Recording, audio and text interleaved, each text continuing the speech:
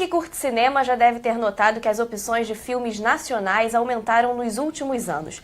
Dados da Agência Nacional do Cinema, Ancine, mostram que, apesar da crise econômica no país, a produção audiovisual brasileira cresceu de forma expressiva, principalmente os projetos independentes. No ano de 2016, por exemplo, foram 143 filmes lançados e mais de 30 milhões de ingressos vendidos, o melhor resultado desde 1984.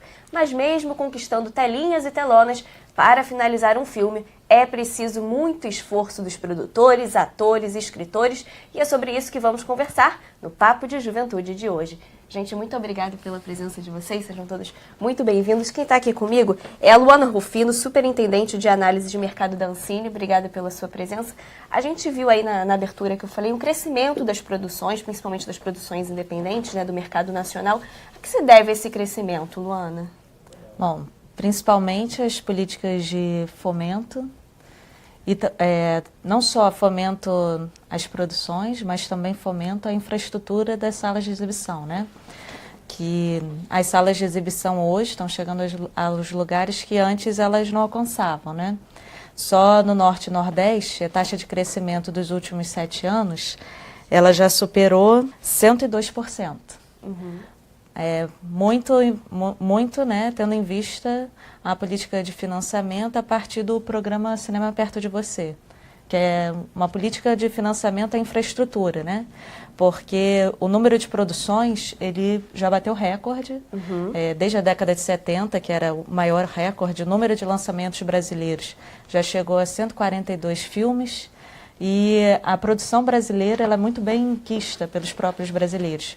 Mas a questão é como a produção chega até ao consumidor, né? Ao público, Ao público. Então, como fazer com que o filme nacional chegue às salas de cinema, né?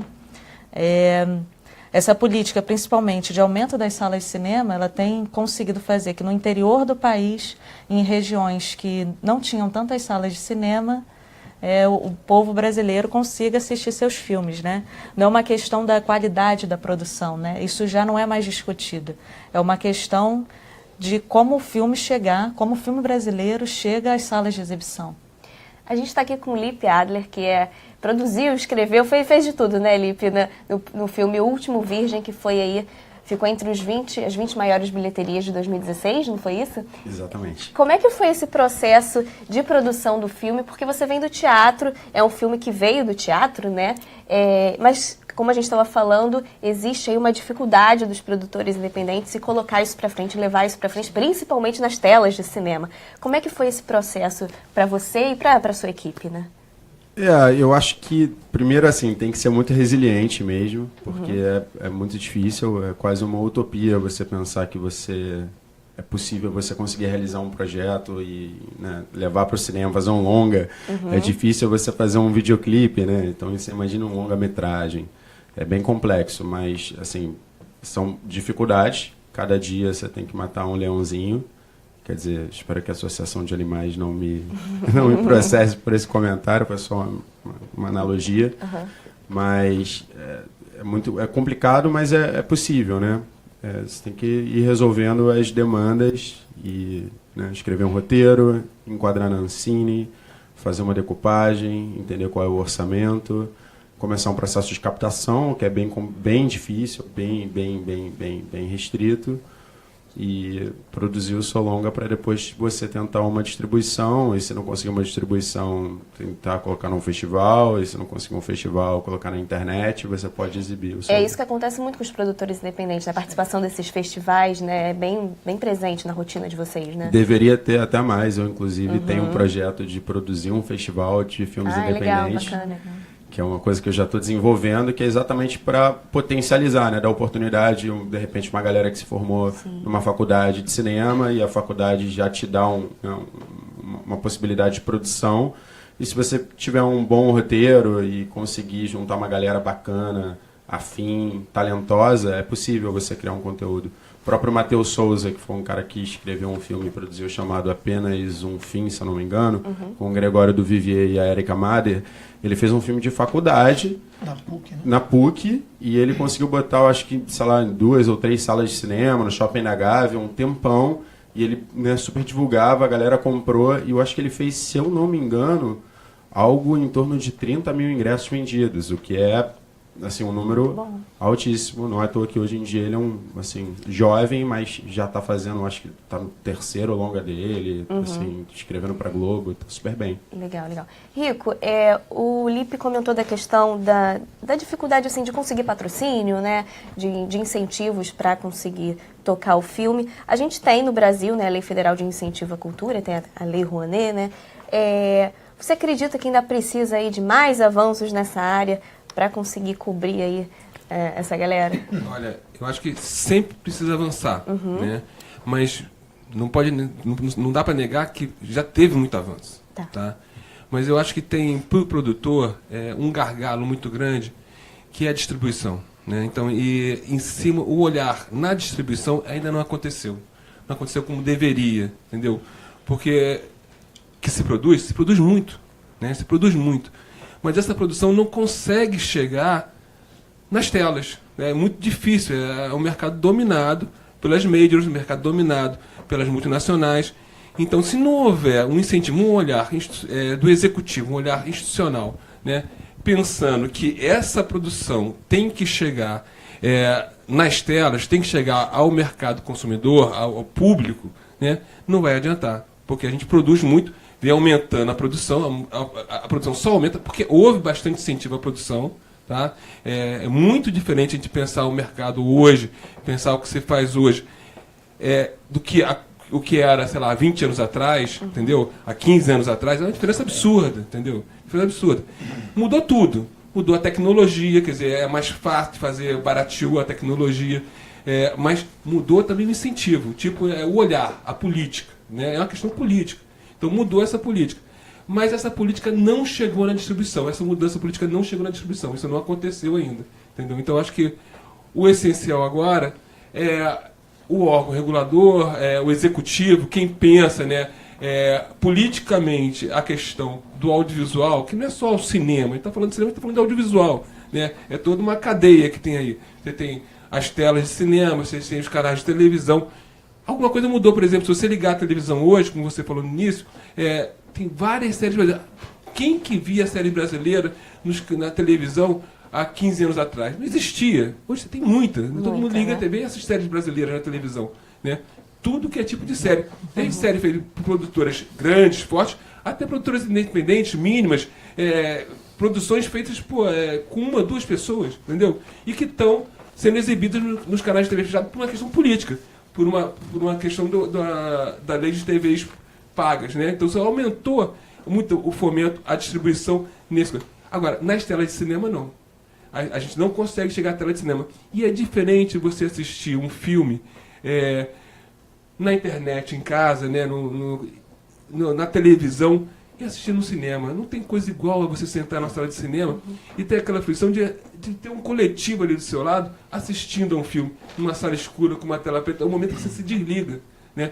Em casa, o teu telefone toca, o vizinho chega, alguém bate na porta, tudo acontece. No cinema, se não tiver um chato abrindo o celular na sua frente, né?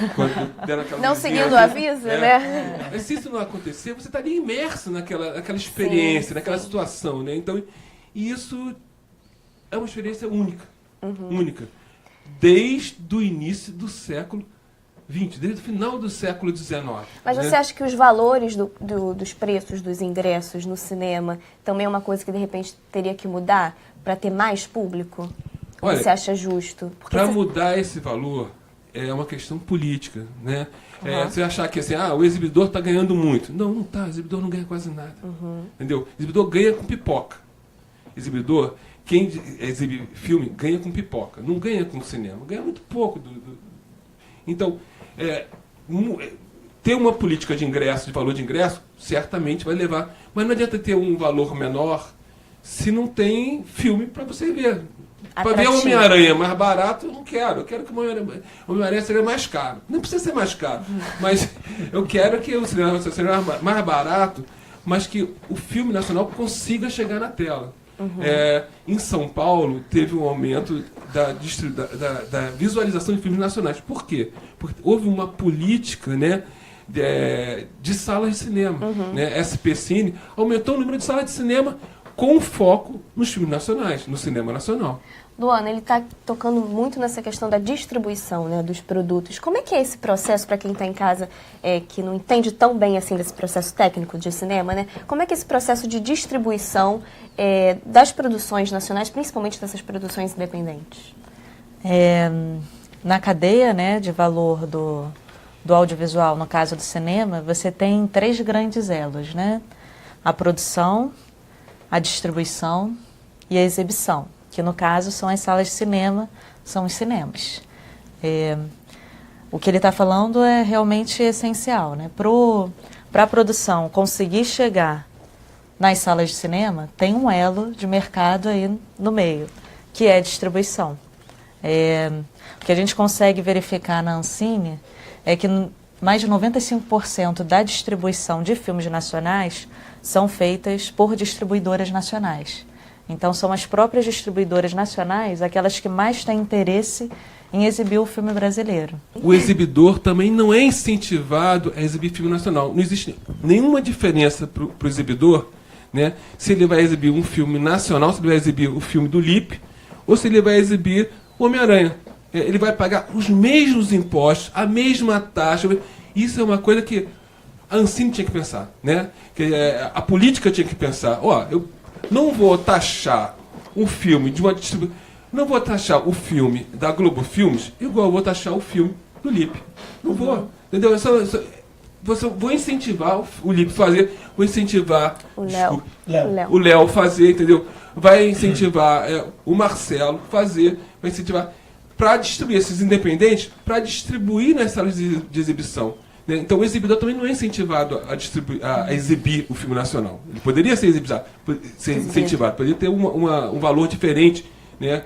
Quando ele exibe de tributo, quando ele exibe um filme nacional. Gera emprego, gera cultura, gera oportunidade, né? Coloca as pessoas em atividade. Cinema tem uma coisa linda, é uma arte eterna, dura para sempre. Então, assim, é um legado.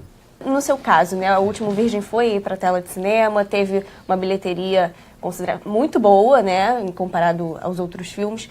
Agora, como consequência disso tudo, o que ficou para você, que produziu, escreveu, para a galera que participou da produção com você? Qual a consequência desse filme? Foi positivo? Olha, vou ser sincero, tá?